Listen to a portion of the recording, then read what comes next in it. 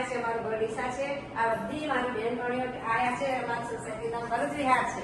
તો ભરત વિહારની બહેનો બધી મારા ઘરે આવ્યા છે, એટલે બધા એન્જોય કરે છે. આજે ભજન કરીશું. કૃષ્ણ કનૈયા લાલની જય. આજે અમે શંકર ભગવાનનું ભજન ગાઈશું. મારે મહાદેવનો પરિવાર પૂજવો છે. મારે મહાદેવનો પરિવાર